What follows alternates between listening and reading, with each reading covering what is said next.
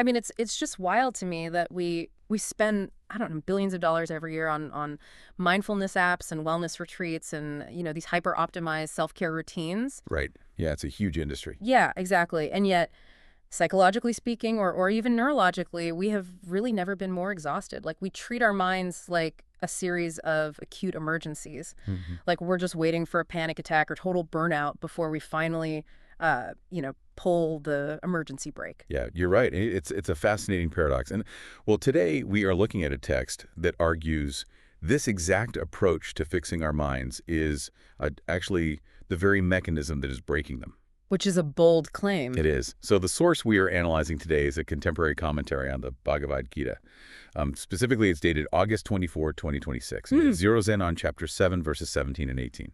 And what stands out immediately is how a framework that is literally thousands of years old doesn't just predict our modern psychological landscape. It completely dissects our current obsession with, transactional self-improvement and our fragmented attention. Okay, let's unpack this because the commentary, it doesn't ease into the topic at all. It starts with a massive structural critique of how we pursue well-being right there in verse 17. Right. The author basically challenges this entire paradigm of what they call crisis-driven spirituality. So let's get into the mission of this deep dive. We're taking this ancient Sanskrit wisdom and applying it directly to our very broken modern psychological landscape. Exactly. So the text introduces us to the concept of the jnana, which is the person of established wisdom. Yeah. But instead of focusing on what this person knows, the factual knowledge, the commentary focuses on a very specific Sanskrit descriptor for how they operate. Yep. Oh, what's the word? It's nityayukta, which translates roughly to being ever united in awareness. Ever united. Right.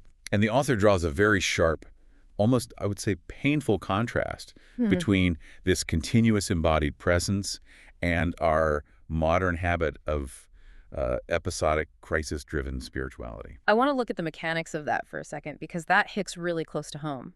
We are essentially conditioned to use awareness as a tourniquet. A tourniquet, yeah. That's a good way to put it. Like we only apply it when we're bleeding out. You don't sit in silence until your stress hormones are completely flooding your system and your amygdala is hijacked and you feel like you are just entirely losing your grip. Which means your association with mindfulness is forever linked to trauma and panic. Oh, wow. Yeah, I didn't even think about it like that. Right, because the text argues that the wise person doesn't turn on mindfulness during a panic attack because awareness was never turned off. It's always on. Always on. Think about the autonomic nervous system in the human body. You don't have to consciously remember to beat your heart or digest your food right. Thankfully, no. Yeah, it is the baseline operating system running quietly, just maintaining homeostasis. And the commentary is suggesting that nityayukta is the psychological equivalent of that. Yeah. Awareness isn't a technique you deploy. It is the physiological baseline. It's like a smartphone's operating system. Oh, yeah, exactly. Right now, most of us use awareness like a specialty app. We only open it when we are completely lost or, the battery is at 1% and blinking red. Right.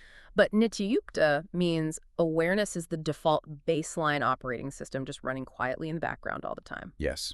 Perfectly said. That makes the modern approach look incredibly fragile, though. Yeah. I mean, if you only practice being present when you are in crisis, you're essentially trying to learn how to swim while you are already drowning. Exactly. And you're going to panic. Right. But I challenge you, the listener, to think about your own habits right now.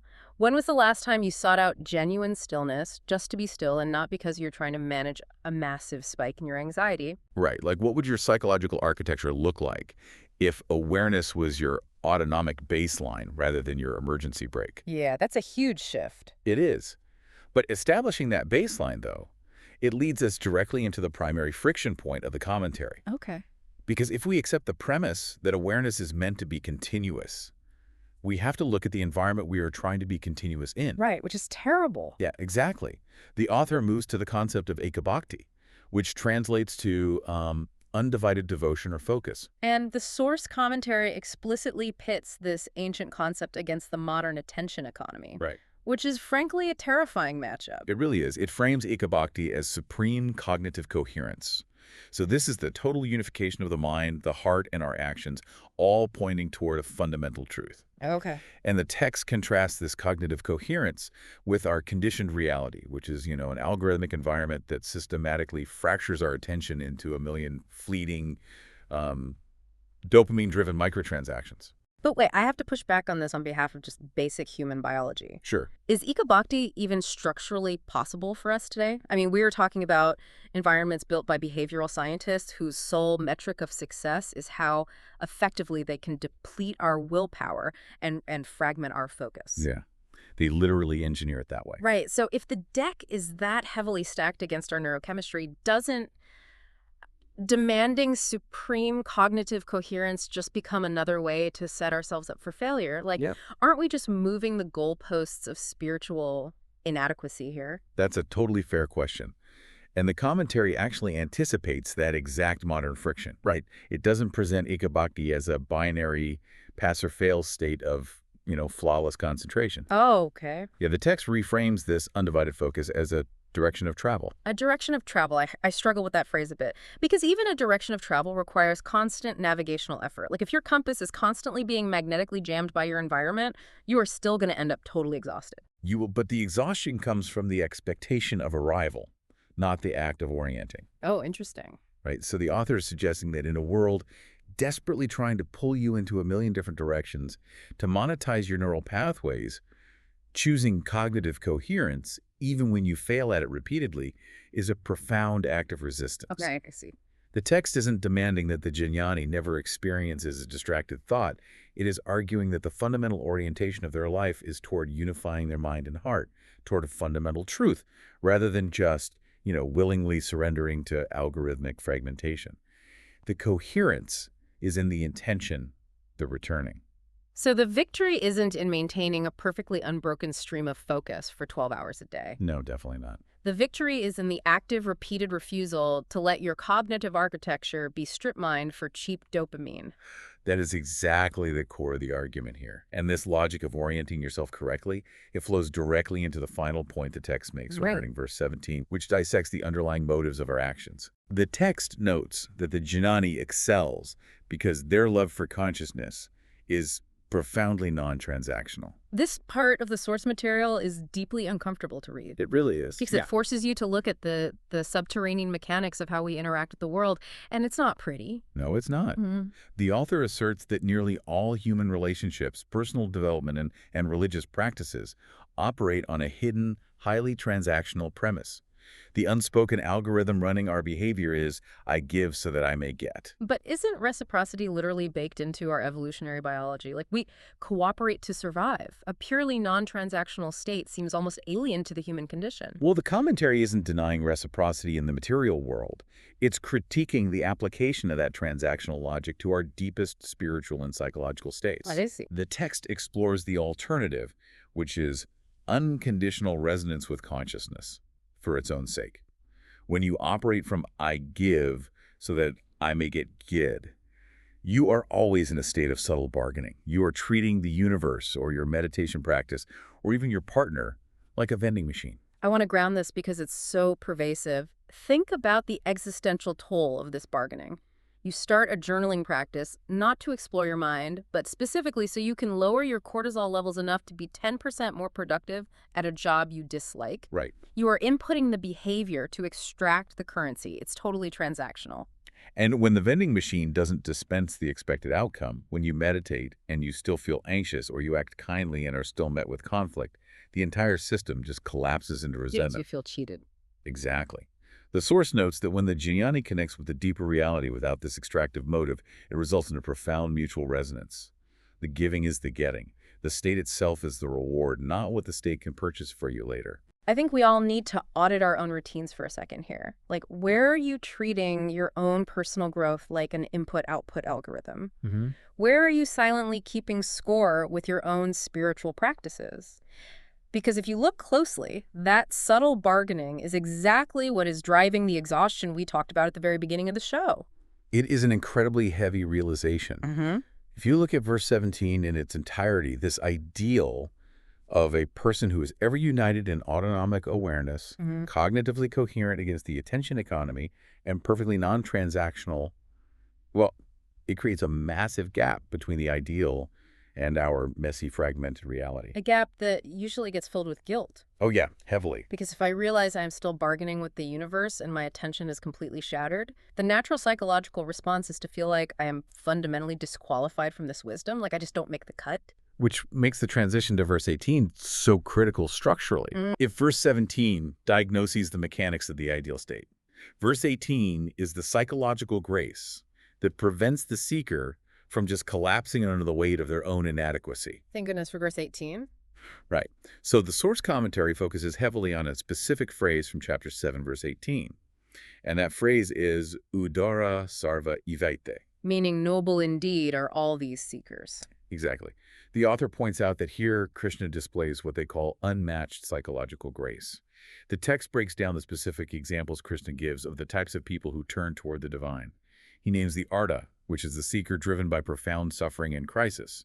Okay. And the arthartha, the seeker driven by ambition and the desire for worldly success. So basically the person who only meditates because they're in the middle of a terrible divorce and their life is burning down. Right. And on the other hand, the person who is only seeking higher wisdom because they want to manifest a better career or a nicer house. Yes. And in many analytical frameworks, and the text actually observes this trend in modern wellness cultures, those motives are heavily policed. Oh, absolutely. If your drive isn't perfectly altruistic, or if you are using spirituality just to cope with worldly pain, you are often implicitly categorized as less evolved. It creates a neurological freeze state. The moment you introduce spiritual elitism, you introduce shame. And neurologically, shame forces the brain to contract, to hide, and to defend itself. You cannot achieve cognitive coherence if your baseline state is spiritual guilt. That's a great point. And the text highlights that Krishna actively dismantles that shame. He does not categorize the suffering seeker or the ambitious builder as inferior.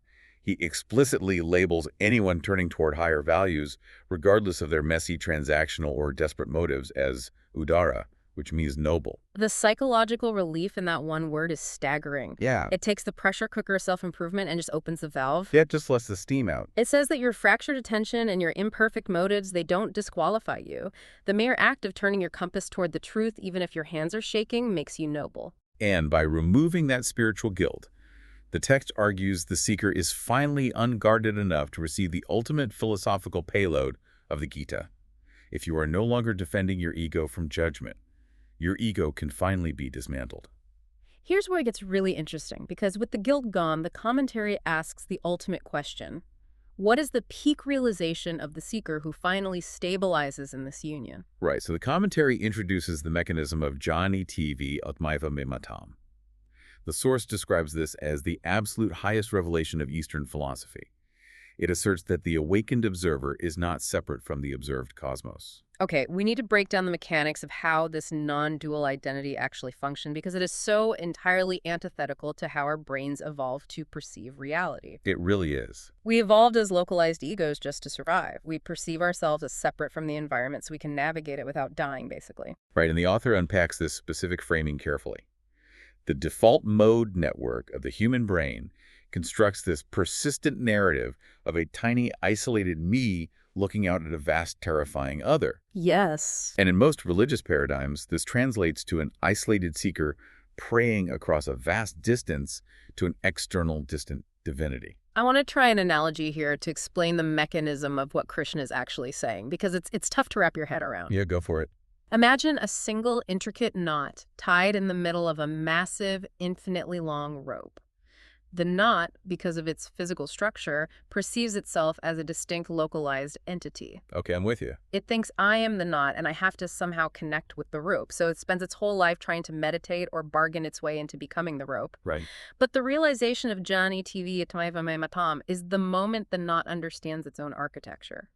It doesn't have to reach out to the rope. It is literally nothing but the rope just folded in a specific pattern for a brief moment in time. Oh, that's perfect. Or like a wave, realizing it isn't just a wave on the surface, but that it is entirely made of the ocean itself. You aren't reaching out to the ocean. You are the ocean expressing itself as a wave. Yes, exactly. That captures the structural reality the text is pointing to perfectly. Mm-hmm. Krishna is saying that he considers the person of wisdom to be my very self. The seeker's deepest awareness isn't a fragment trying to return to the whole. The deepest awareness inside the seeker is the fundamental ground of being, experiencing itself from a specific coordinate. So what does this all mean? Like, if we take this out of the abstract and plug it into the nervous system of someone listening to this deep dive right now, how does realizing you are the rope actually change the way the knot functions on a random Tuesday afternoon? It changes the fundamental physiology of your existence. The source text concludes by outlining the practical result of this non-dual realization, and it uses the term anuttama gatim, which means the supreme anchor. The supreme anchor. I like that. The commentary explains that when you understand that peace is the foundational material you are made of, when you are the ground of being, the mechanics of your entire life shift. Peace is no longer an external achievement you have to hunt down or purchase or extract through transactional bargaining. Because you already are it. So the seeking pathways in the brain can finally power down. Exactly. And when the endless search ends, the author notes, the result is unshakable emotional freedom.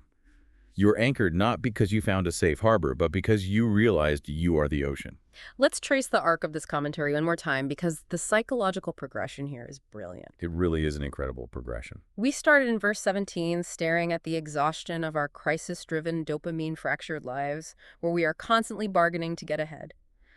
Then verse 18 caught us with radical inclusivity, stripping away the spiritual shame of our very messy motives. Right. And that grace opened the door to the ultimate realization that the profound peace we've been frantically trying to acquire was actually our baseline operating architecture all along. It is a complete inversion of how we are taught to operate in the world. It shifts the entire human project from a desperate act of acquiring to a quiet act of realizing. And if we take the mechanisms of this commentary seriously, it leaves us with a highly provocative application for our daily routines. Where do we apply this? Well, if we truly accept that peace is our inherent baseline architecture and not some elusive state we have to manufacture out of thin air, then what happens to our relationship with boredom? Oh, wow. I mean, our entire modern economy is basically built on the premise that boredom is a crisis that must be solved. Exactly. We treat moments of zero stimulation like standing in line at the grocery store or sitting in a waiting room as a terrifying void. Yeah, we reach for our phones immediately. Right. We experience the absence of input as a lack and emergency that we immediately have to fix with a localized hit of digital dopamine.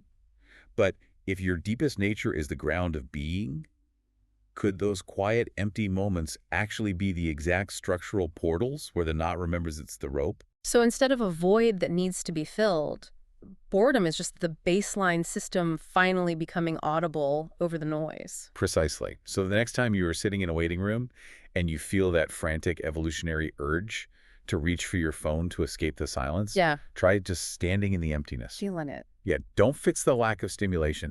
Just observe the architecture of the silence and see who you meet.